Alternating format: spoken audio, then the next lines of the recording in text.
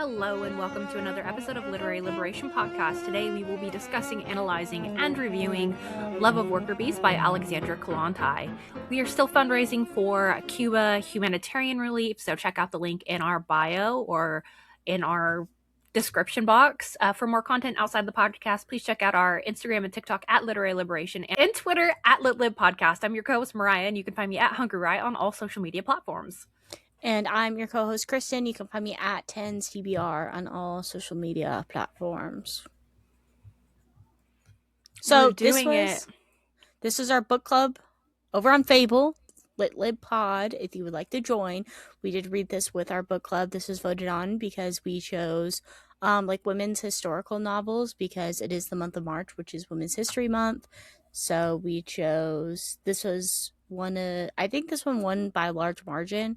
Not sure how many people actually read it because I think it was actually pretty hard for people to get a copy of this online, which, I mean, kind of makes sense. I don't think, of the mainstream of translated novels, I don't think Kollontai's work is, big unless you are pretty left-wing.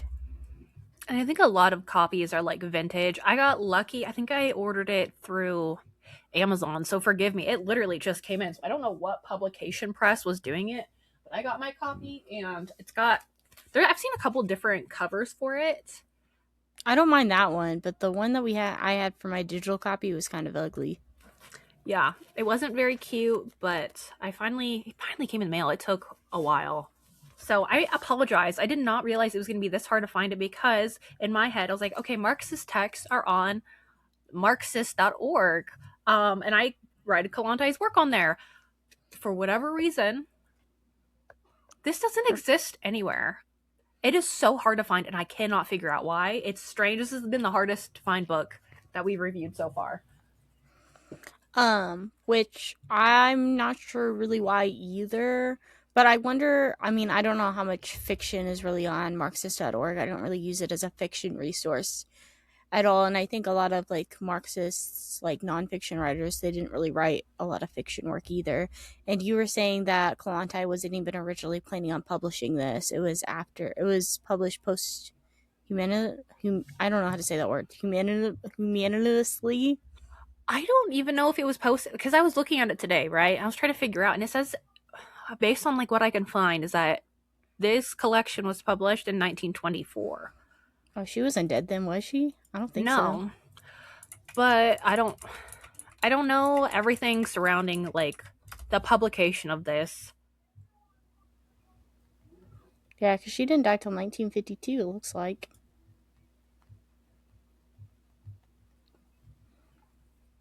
I don't know, that's what you told me at first, but then now you're changing the story, Mariah. It's been difficult. I thought it was, but then I was looking at other stuff and I couldn't. But if you don't know anything about this work, it is a collection of 3 short stories. And I say short stories lightly because one of these stories is not a short story. It is I wouldn't say it's a novel, but it basically is a novella where it's over 200 pages. And literally it takes up, it was almost 85% of my copy. That was just one story. And then the other 2 were both less than 50 pages. So it's a really weird collection of works. I thought it was going to have 4 or 5 stories. I didn't really look into a lot of it beforehand because, again, this is really not common to come across. I've never really seen it anywhere. So I figured there would be a couple based on the page length. And then I was like, oh, it only has 3. And I looked at how long the first one was, and it said it was 200 pages. I was like, that's... Yeah.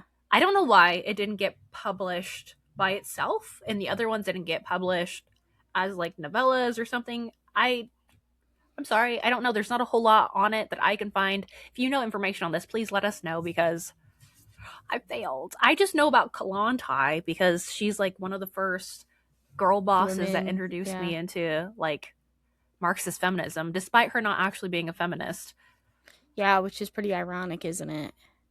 Yeah, which I kind of get why the pushback, because at that time there was just suffragettes, and I imagine it's just fuck that, I don't want to be associated with them because all they care about is maintaining the status quo and just getting menial reforms, and she wanted complete emancipation from patriarchy, which is why she wrote her the autobiography of a sexually emancipated communist woman book, which even Yeah, if you never read, that one's a really quick read. I haven't.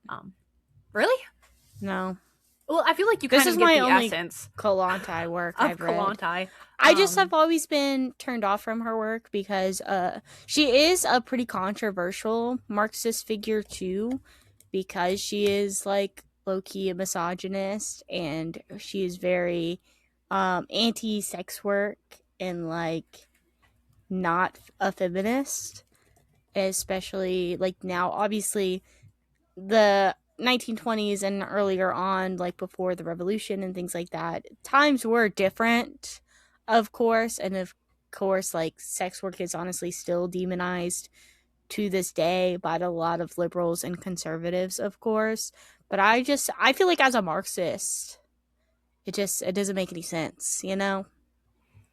Yeah, I mean, a lot of it falls back on the idea that, and I think it was in her book, Prostitution and Ways of Fighting It, that I read a couple of years ago. But the idea is that sex work isn't productive for society and therefore not warranted of dignity or value that should be included in like revolutionary activity. And that if you're participating in it, that you're actually like not standing in solidarity with the working class, like you're like petty bourgeois.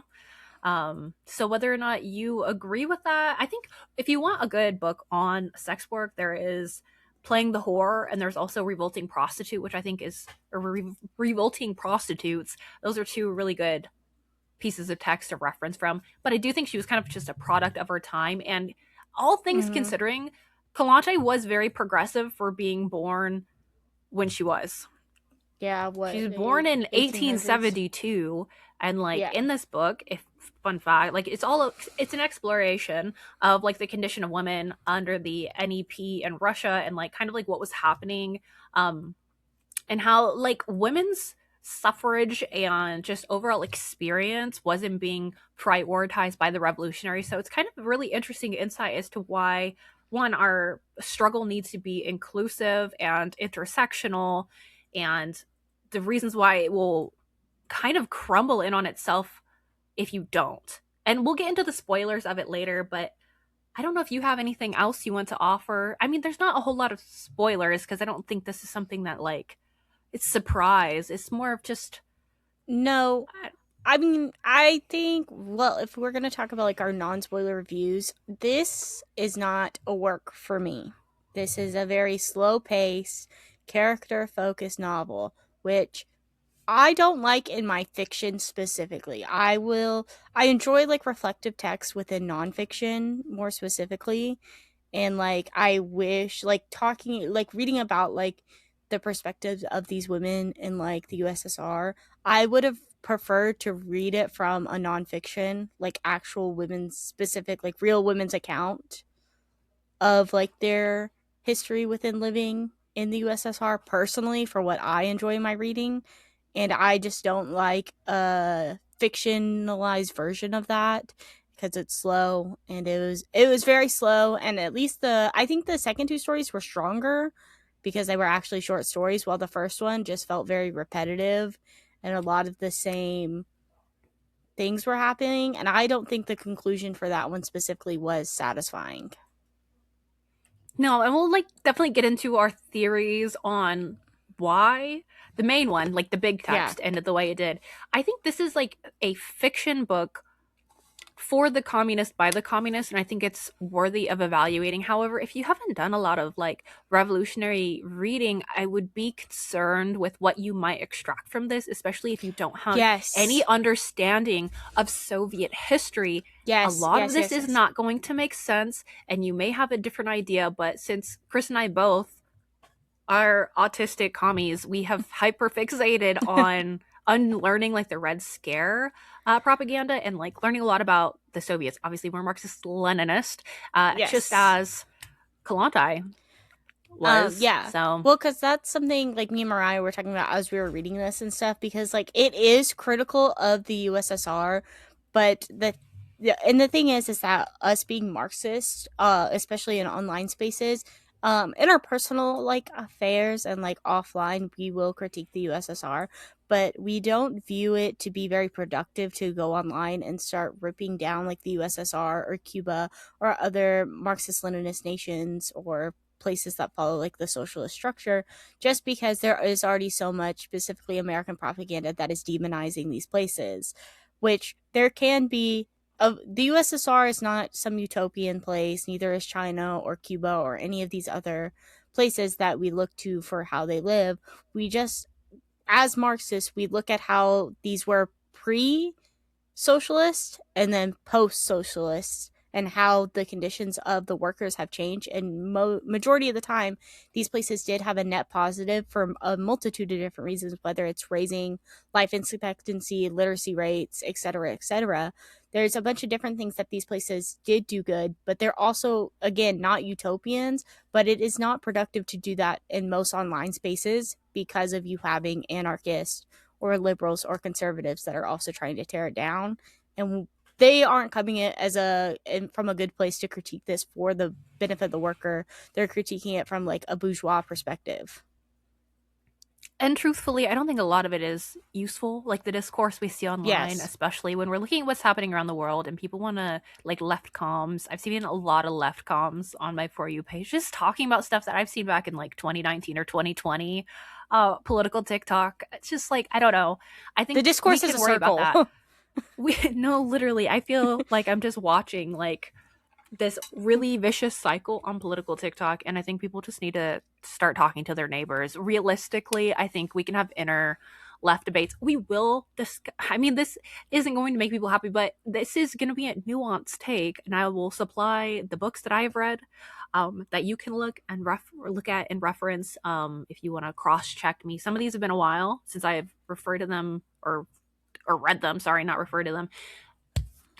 Just know I like to learn about this shit, and like this is a very interesting part of like Soviet history. I like this book. I Yes. like this collection, but it's not like perfect by any means. I still enjoyed it, but it's not. I don't know. I I was think just. It's hard because like some of the plot things were like so fucking funny. The way she talked about some of her yeah. characters and what they did, and I was just like, oh wow, nothing's changed. Um, Yeah. I mean, there are some aspects like I appreciate it being like a Marxist work, but again, I think if you're looking for something more plot focused rather than like character focused, you're not going to get that within this. You're getting character focused stories, and some of them are a little low key silly. Like one of the stories, which I don't know which story you want to talk about first. I was reading that and I was like, what is going on? Like some man had to have hurt and harassed Kollontai emotionally for the way she writes all of the men in her stories. Yes, I think we're going to start with the shorter stories and work our way first, which I think we should start with the last one, which I think is called The Sisters. Yes. Something Sisters. That And one I'm I curious what think you thought of that one because I thought it was ultimately kind of a forgettable little story, but it wasn't like bad. I mean, I liked it better than the first one, obviously, because it kind of got to the point a lot quicker than what it is. But I mean, for those of you that don't know, if you didn't read, this is spoiler zone. We're going to talk about each of these. But this story is basically about a woman who has I think all of these are pretty much post the 1917 October Revolution.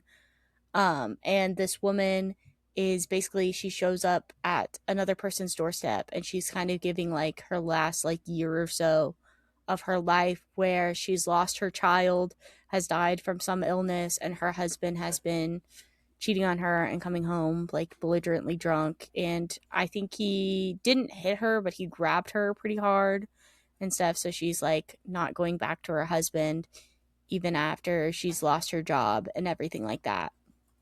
And I think that's basically pretty much all that happens. And then she talks about like this one woman her husband brought home to take advantage of, basically because she was a prostitute.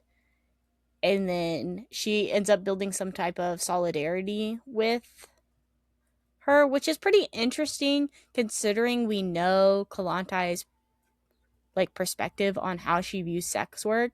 This was the only story that didn't demonize any like sex worker. The other ones, it was Yeah. like really evil. How she kind of talked Part of about them. it, like, I want to think that perhaps based on like the themes and what Kollontai was saying is like this one kind of like made more sense. They're all connected in a lot of ways. I feel like they're kind of interconnected because they do exist within like the same time setting. They have Mm-hmm. very similar character traits. So in my head, these are all kind of like friends of other people that were like in the story. That's like how I made sense of it all. But she's kind of like pushing back against like the idea in a lot of these stories too, especially this one, we get to the end, she's realizing like the solidarity of women is like the priority, like prioritizing the needs of women, because that was like Mm-hmm. Kollantai's main goal with the revolution, why she ended up like being with Lenin and working with the Bolsheviks, is she wanted to make that difference, and she did do that in the USSR. And in this, I feel like each story kind of like ends with some sort of hopeful note as to what she wanted to see come into fruition. So Sisters was just about like this solidarity, like she looked past her and she's like, we're just the same, we're doing different things. And part of me wonders if she had a change of heart maybe later on. I I don't don't know know. why Well, this be one was it's so this. much different than the other two. Yeah, well, because like I that's why I thought this one was almost more memorable, because she realized that like a lot of the time too, like women that, not saying that some women don't choose to go into sex work. Some people do choose that, but some women also don't choose that, where they're just a product of their circumstance, where they can't get a traditional job elsewhere. I mean, there's different discussions throughout these short stories too about how uh like sometimes like getting a job isn't viable for every single woman because of the way that women are still expected to like be the owners of the house too, while also having to work a full-time job, which I know a lot of women have those same hardships now, with women having to be in the workforce in the United States after World War II, and so it's very exhausting to one have a full-time job and be a full-time housekeeper that you're basically expected to be, because the men are shown in these novels at least to not be pulling their weight at home. But they do, I think they talk about the crutch. Is that what it's called? Like, yeah, I think they're called crutches. Creche? Crutch? I don't know. I don't speak Russian. Where they have like basically like similar to like a daycare or something, but they're more like communal, where they have that where they help with like your children being watched and stuff. And that's like something that was free to like women of the USSR and stuff, and it's community based, which we don't have here. Which it reminds me of like Why Women Have Better Sex Under Socialism by Kristen Godsey too, where she was talking about, she was interviewing different women that lived under the USSR and the GDR, and they were talking about like, oh, it sucks living in the USSR, but like, because I have to do like the housework and stuff like that. And then she's like, well, women in the US have to do that too, and then they also have to pay for daycare and pay for their transportation and stuff like that, and we still are having those same sufferings now after World War II, while I'm sure the people in Russia now probably have something similar. And we know that majority of the people that live under the USSR now that have been polled, they wish the USSR was back. So Yeah, take that. I mean, hindsight's only 2020, And it still happens. Like people in Cuba, I think it was. I'm gonna say the name. Madeline Pendleton was talking about We're gonna get their canceled. experience in Cuba and how they were talking to somebody about healthcare, and this person was saying, "Yeah, I think healthcare would function better under like a capitalist economy because sometimes I go when I to like the doctor when I have a fever and they don't have my fever medication." And Madeline was like, "People don't go to the doctor or the ER when they have a Just a fever. I mean, fever. you usually don't even get seen on the same day. Like people take care of themselves at home."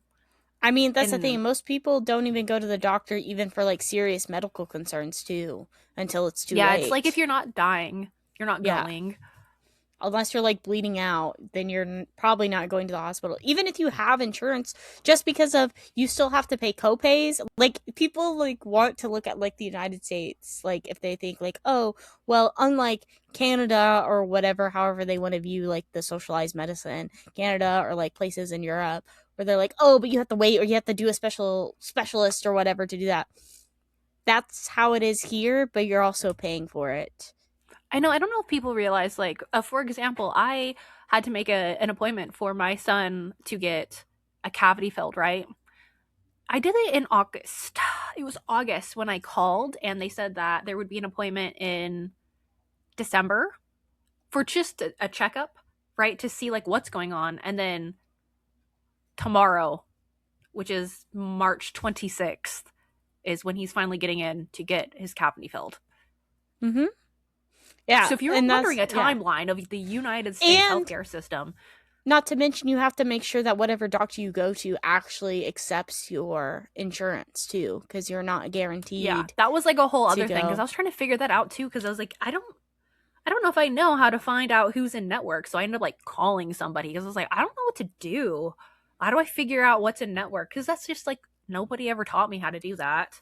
Yeah, and I Usually mean, they like, just like that's, appoint somebody, and I was like, I don't actually know how to do this since we've got new yeah. insurance. But It's so like interesting.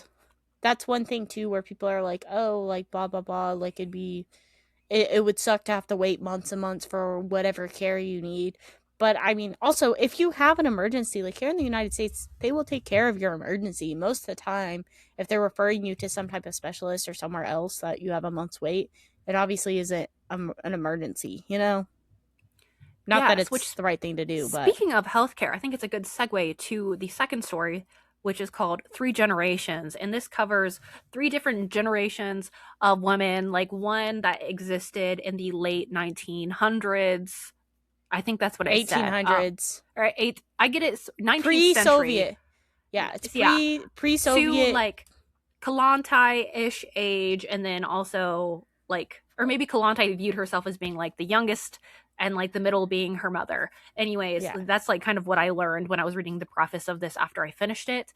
But something that is also relevant in all of these, which I found so interesting, was abortion access. Yes. This one I think had the well, the first story also does mention it, but this one I think had a bigger spectrum on it because it was more personal because it actually happened to like one of the main characters within it rather than like off to the side character. And it was something I think even the last story had an abortion access or like talk about like somebody getting I an think it abortion was like more that. like it could have been. I can't remember for sure, but I know like divorce and abortion are like the two big things that are Mhm. discussed in all three of these. Yes. Abortion, I don't remember if it's in the third one, but for sure I don't it was remember either. in But the yeah, first two. the second one, I think I'd argue is more of a main theme, I guess you could say. I wouldn't really call it a theme, but it was like more of a plot point that ended up happening because you follow first the mother of Olga. I don't remember her name. Sorry. Um, but you have this woman who has a husband, but then she has an affair with her husband, like with some other guy, and she leaves her husband and two sons, and she gets with this guy and has another child, and she's very happy and very in love until her husband at the time then has an affair and leaves her, which having affairs is like the theme of every single one of these books. Like every one of these stories, an affair is happening. This was one of the weirdest stories too, I think, because then after that, then you kind of get to learn about because you're getting all of this from Olga's perspective, where she's coming to.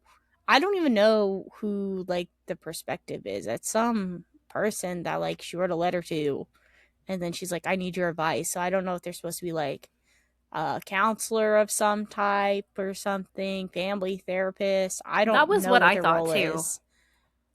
But then she talks about then like how her mother like then ended up leaving her second husband because he had an affair and then just basically lived on her own for the rest of her life. And then whenever she was of age, she found somebody she loved. She got exiled with them. I believe technically it would have been before the Bolshevik Revolution. And then she ends up coming back to Russia, like in hiding basically, and then she becomes like basically like a living, like I don't know, nanny or something, I guess, kind of. And then she ends up having an affair with like the father of the children she's watching, who is also married and has a wife, and then she like tells her mother, and her mother's like, you have to pick one, but then she's like, I love them both equally. I don't know. And then she ends up having a kid, falling pregnant. And I think there is a theme where they were like, her mother was like, oh, you need to get an abortion if you're not going to be with this guy, blah, blah, blah, because it's not like whoever you want to be with, that's who you need to be with, basically. And then her daughter grows up, and her daughter ends up deciding that she doesn't necessarily care if she has sexual relations with someone, whether or not she loves them or not. It's just for a good time for her personally. It's like a lot about like sexual freedom and things like that. But the weirdest part to me was whenever she basically had sex with her stepdad. I also did find that really strange. Like, that was the twist I wasn't expecting. It took me a second. I had to reread a little bit, and I was like, yeah, I had to go back. I was like, is that the same character? I was like, what? There was a lot of characters. Like, here's the thing. Kollontai really needed a good editor and somebody to be like, this is too many name drops for somebody that's like, it's such a short story. Like 30 pages. Like, you do not need this many characters. But it is interesting, this idea of like this free love society, and also because she's exploring like ethical non-monogamy essentially, which I think is what Kollontai would have preferred. And that was kind of like the goal of like women's liberation and patriarchy, is when you're doing away with like the existence of private property that also exists for viewing women and children in that way, which is why like the communal like crutches and whatnot, like having children that were raised by your community and like everybody taking part in like watching them was a really big thing in the USSR. And then also like women's liberation, which is why like Kristen Ghost even wrote the book. Like that's why the title is so catching, is because she does a comparative analysis of like the way that like sex was viewed between like the West and in East Germany and in the USSR. And it was a much different society. I think there were some interviews from Romanian women where like their mothers it would be very normal to call your daughter and ask if you've been having like good sex lately. Like it was a very interesting thing, because in the US that was not something that was ever talked about. Puritanical. I mean, the sex wars didn't even start until like the 1960s. Yes.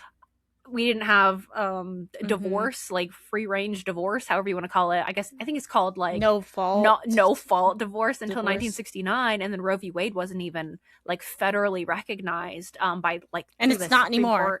1973, and it's gone. And like the Soviet Union had this all done in the 1920s. Like they were decades ahead socially, and yet so tremendously demonized. And I just thought like this story is the best and the strongest, and I think you can get like the ideas of like, one, why the NEP during like the USSR was bad. And I didn't really know what the NEP was. Like I know a lot of like big things that happened in the USSR, but not down to the timeline. But apparently like it was a new economic policy that was proposed in 1921, and it was being described as like market socialism. This was something that Trotsky was pushing. Stinkelberg. But Lenin was like, hey, like we're kind of like backtracking a little bit, but because of the way that the world is going in World War One, we have to make money. And this was also like contingent on the idea that the global proletariat was going to have a revolution as well. Like there was a lot, like the Soviet Union, there's debates on the overextension of their resources to try to like accelerate this process. And like, I'm not here to debate that, but like through this process, these reeling back and like implementing these net men, which is what we're going to see when we talk about like this first novel, is like these net men. There was just like kind of like capitalist workers did have better rights. They did have a lot more going on, but they did have like that dynamic, and a lot of them were looking to the West and they were acting more like Western. And you kind of see this personified in this first story, which is called Vasilia. It's her name. Vasilisa Malygina or whatever. And I just thought it was really interesting, like the way I didn't know a lot of these things. This story, though, despite it being extremely repetitive, it was so repetitive. It did not need to be this long. No. It was very frustrating. And I do think this was like Kollontai fictionalizing her own life. It sounded I told like you, a lot. It was very like, I was texting her. I was like, "This is literally Kollontai writing fan fiction about herself. Like, what is this?" It was It's really interesting, weird. like, to write a fictionalized version of your own life and your own plight and struggle as a means of, like, almost rationalizing and understanding, like, why things are happening the way that they are. And, like, perhaps that's also part of the issue, is that, like, she was kind of stuck, and there was, like, this idea that, like, okay, women had to behave in a certain way, but, like, I also, like, when I'm a communist, it is like, Yeah. what makes somebody a good communist? And I think that's a really interesting focus in this one, because I'm curious. We haven't had a chance to talk about it. Like, your thoughts on. Well, so again, this one is about following Vasya and her love of Vladimir, and kind of you get their relationship from whenever they meet to their ultimate separation, divorce, whatever you want to call it. But Mariah and I did discuss this one a little bit because we were talking about Vladimir, which is he's a man that was they kind of labeled him an anarchist, like the other people that were working in the party committee with him and stuff like that. They met like right after the revolution, is the idea. But he used to live in America and he was very poor in America. He was unemployed for a lot of the time, and whenever he lived in America, and he realized that it was not great being broke in America, and that there's not a lot of growth that you can get within America from being a worker. So he ended up coming back to like Russia at the time. I guess it would have been before it was the USSR. And he has a lot of criticisms for like the way the USSR is ran and stuff, and people, this was him. I imagine it was probably kind of like Kollontai critiquing like the idea to like the USSR trying to westernize itself as well, because this man was very, he himself had a lot of like, he wanted to follow in the Western ideals, and the way he did that was by being evil to his wife. It's it's like so tremendously frustrating as you're watching her, and honestly, like, her friend, is it Lena? I think it's her Lisa. name, or Lisa. That's right, Lisa. Lisa is the only one's like, you're dumb as rocks. Everyone around Yeah. town knows that he's cheating on you, and And that's I not even the first time he's cheated on her. He's already cheated on her multiple times. and lies about it constantly. Like, he constantly is lying about it. And I think this is like her biggest frustration at this point. She doesn't even seem to care, because she has a lot of like internalized misogyny. She's just like, well, men act like Yes. this, men expect a certain way, but also she's more frustrated with being lied to Yeah. regularly. She's just like, dude, why And are I'm you being dishonest? It's keeping me up at night. I don't know where you're at. I think you're with the capitalist and you're actually with another this woman. other woman. This whore, which is This like, whore, this harlot, that's one yeah, thing. she pops off. Vasya is very the way she, every woman, that's one thing that the first story, which I'm glad the second stories did not follow in this, because the first one was making me so frustrated, because every, literally Lisa was like, and then Grusha, those are like the only two women characters that were like redeemable, quote unquote, in like Vasya's eyes. All the other women were always like streetwalkers and like prostitutes. And there's even like this big theme of Vladimir talking about how he wants his only true love to be a virgin before they meet and stuff, and before they have relations, which is again such an interesting idea of purity that we know Vasya doesn't subscribe to, because she has relationships with other men before she was with Vladimir, and she tells him that, and he's like, oh, it's fine, you're basically pure to me. But then also she herself is like, this is a normal thing to want, but then she criticizes it in her own head, and she's obviously like very confused, I feel like, which one, it has to do with like the manipulation and the gaslighting from Vladimir, but then also she herself has obviously not unlearned a lot of like propaganda and patriarchal ideas within Yeah, and herself. I mean, you got to think that she was raised under the czar, like, the Mm-hmm. majority of her life. Like, that's kind of like what was propagandized to the peasantry, and like the general like proletariat at that time. Was like, I think the czar was Catholic. They were very religious. They were very Mm-hmm. specific about like what needed to happen. So I did see like in the preface, like this story was meant to kind of talk about just like how men were able to kind of experience everything after the revolution, right? But the women still didn't have those rights despite women being like the backbone of the revolution. Women Like the hold up half revolution the wouldn't have sky. happened.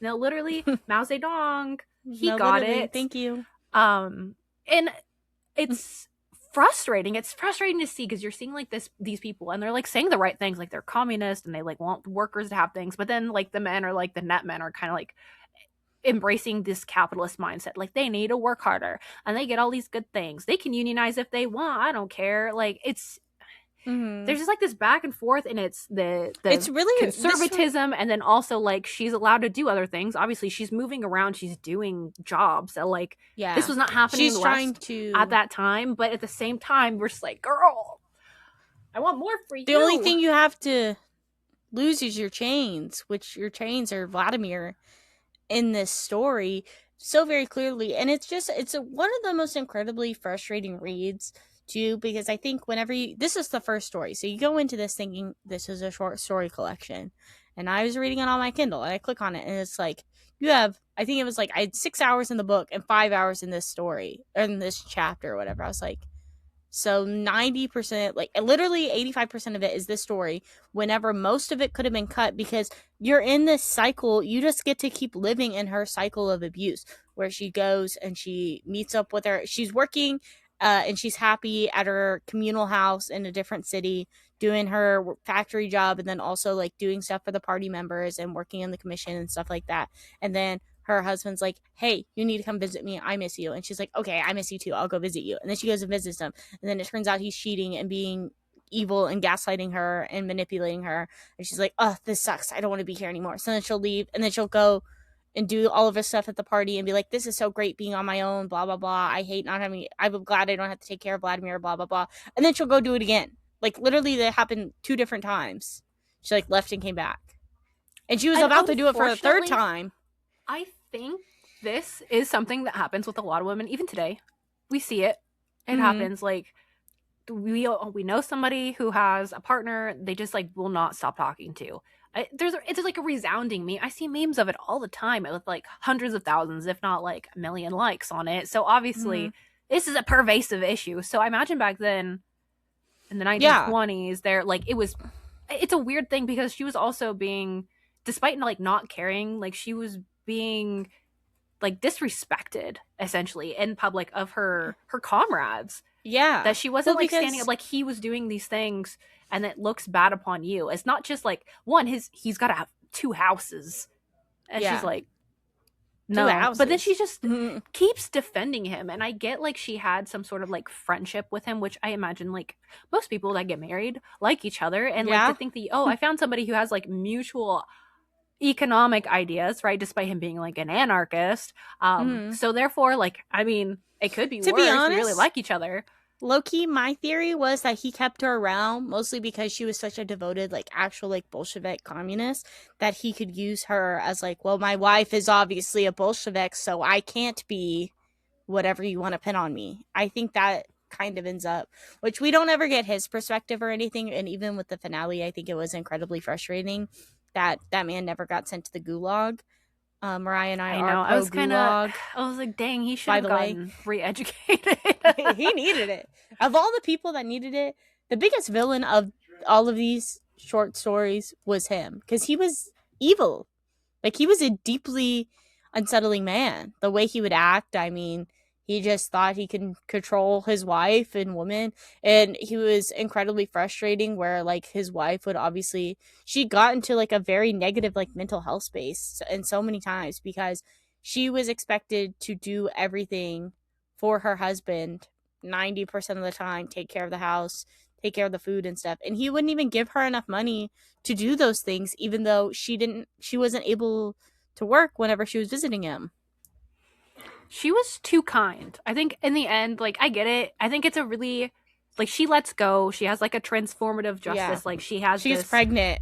She gets pregnant and then she's like, all life is great. Tell him it's fine. I'm gonna start a commune. Like she uses it as a mean to like benefit her community and stand in solidarity with the other women who are experiencing something similar. However, I think I'm just too much of a vindictive bitch to be Yeah, at that literally. point. I was like, he had a car and A it man would have starts been treating me on like top of that. him. And one thing that did piss me off too is that like a lot of the names are very similar. Like Vladimir Lenin. Are you saying Vladimir Lenin abused you, lady? Okay, to be fair, Alexandra Kollontai's first husband was named Vladimir. Like she did name this after her first husband that was Bruh. also her cousin. Just so you know. Her cousin? She married her cousin. Did she have any kids? Let's hope not. I She have no did. idea. She. She had one. Oh, with that one? With that guy? God. Yeah, I don't know. I just think like there's a very great discussion to be had with this. I just don't think it was necessarily one well written, which obviously can be a translation issue. This was originally written in Russian, and I've noticed a lot of times that a lot of translations, because I've been reading a lot more translated novels this year, the dialogue is always very clunky a lot of the times, and which I don't know when exactly this was translated to, which I imagine that would have an effect on um how it's translated, because like nobody was saying like no cap or something, but like it would be different based on like whether or not it was translated in like the early 1900s versus like 2000s. It was this copy that I have in my hands was translated in 1977 by Kathy Porter, and I think she's the same one that does the copy that we had online.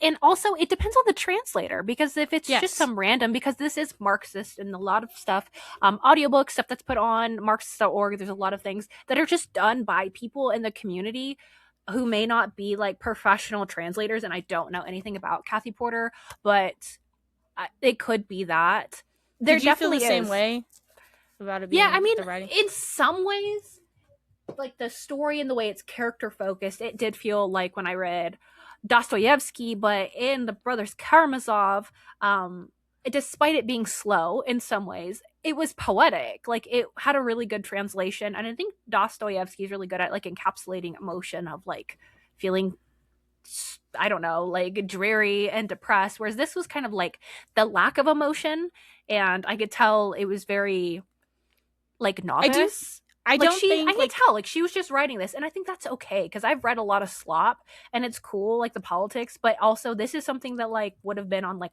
Wattpad or something. Wattpad, yeah. It's like AO3, because like I feel like you have a really hard time connecting with the characters too, because I feel like their characterizations just don't they didn't feel very natural to me. It felt like you're reading a book, about like the idea of a person rather than really being in someone else's shoes and experiencing what they're experiencing. And I think, which for this, like for what it was doing, it's fine, but I would not 99% of people I would not be recommending this to, you know, unless I you would do have only be recommending this to other Marxists that know like Soviet history. specifically people that are like pro USSR, because if not, there it is critical of the USSR, and I obviously the criticism of it are fair, because Alexandria Kollontai was somebody that actually lived under the USSR, and we obviously are two Americans and have not lived there. We can just look at like what statistics have shown to be the net positives, and again, none of these places were ever perfect. No place on earth is right now till it's full communist, but I think that if anybody, like if any liberal is picking this up, or any person that's even like an anarchist, they're going to like read about like Vladimir in this story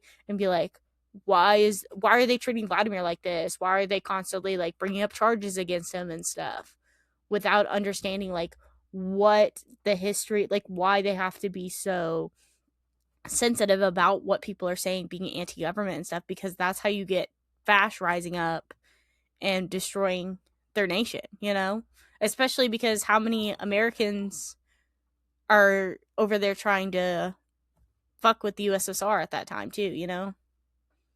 I think this especially, despite it being like a criticism, it's still very positive of the Bolsheviks. Like it has like Yeah. its own little critiques.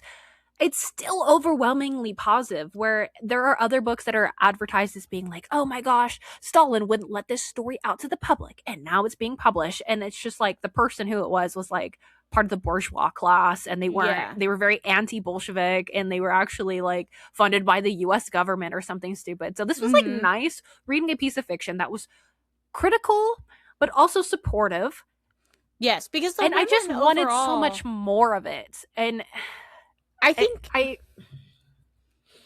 I don't know. I think that there were some aspects done well and some aspect like it like is the first novel especially it is so long-winded and repetitive that literally I think 100 pages probably could have been cut from it because you're just definitely. experiencing the same thing over again. And it's literally like she would yada yada stuff that she should have went in depth to, and then she would repeat the same things happening that had just happened to like Vasa and Vladimir in their relationship, where you're just watching like the same like 6 months of their relationship on repeat rather than adding different elements to it. And I Yeah. think that was I was expecting frustrating. a little bit more drama, but I also think like some of the stuff that happened with him, like despite him being like shitty in the Central Party or whatever that were they were doing these trials, they didn't actually try him, which really does push back against the narrative that was pushed forth by the West that like if you even thought badly about the USSR, you were the police were going to round you up and like Which do that's something to just you, which is like what Orwell anti did, like what yeah. 1984, when he's like, "Oh, actually, this is just anti surveillance state." But It's anti-authoritarian.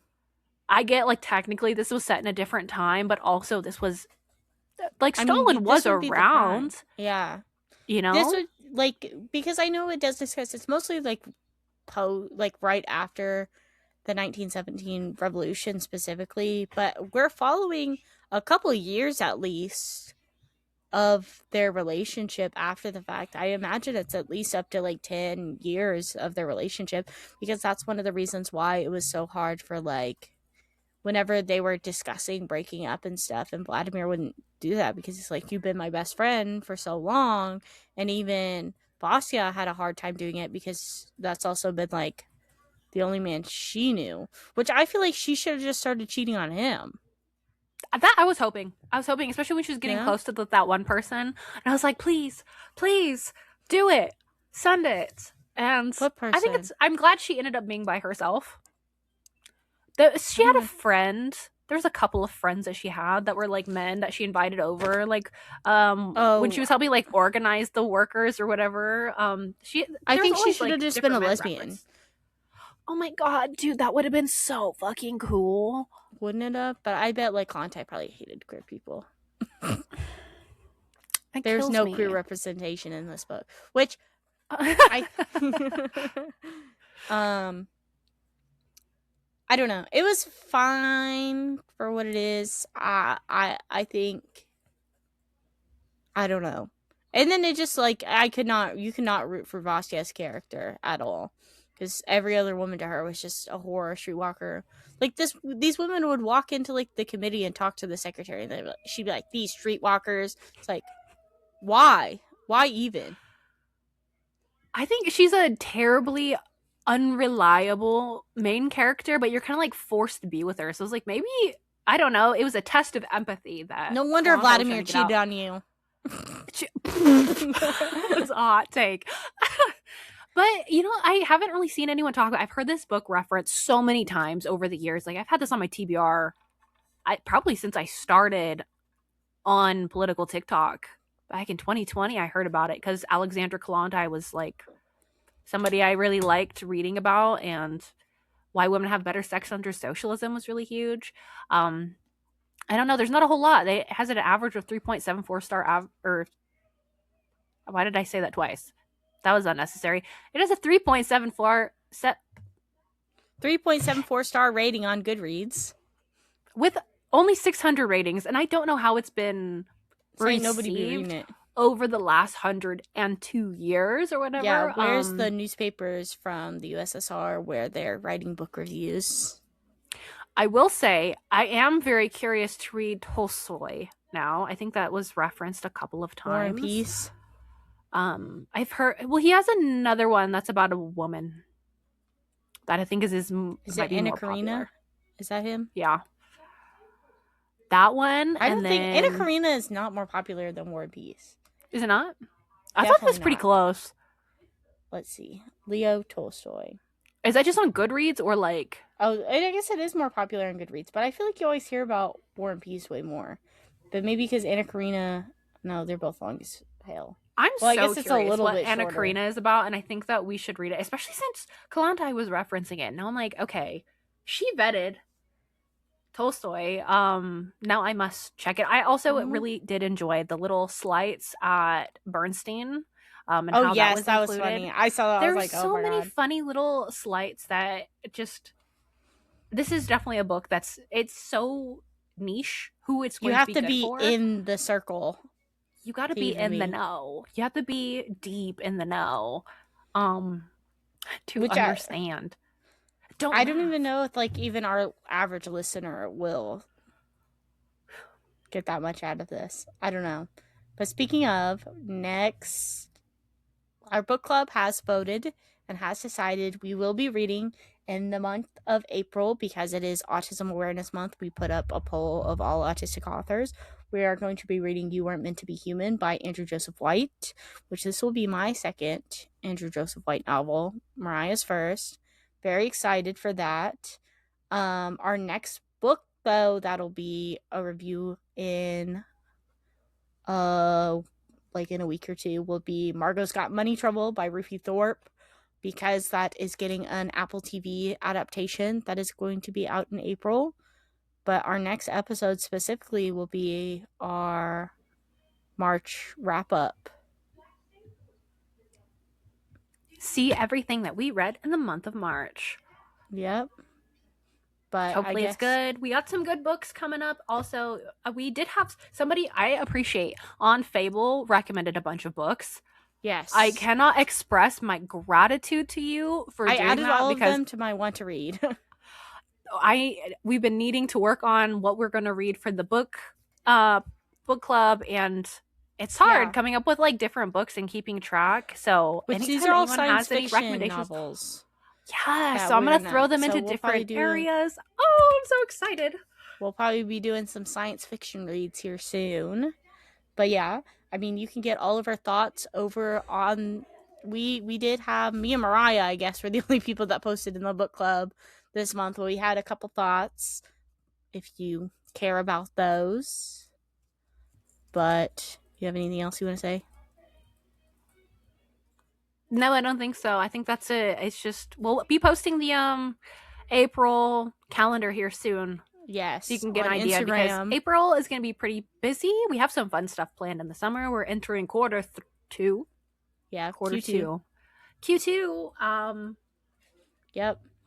That's all I got. Yeah, other than that, thanks for listening. Don't forget to like and subscribe if you're over on YouTube, or if you're over on Spotify, you can follow us, or on Apple Podcasts, you can also follow us there. I don't know the other apps. If you're on there, you can also do whatever it is. Rate us 5 stars. Comment. We do read all of our comments. So other than that, thanks for listening, and thank you, and good night.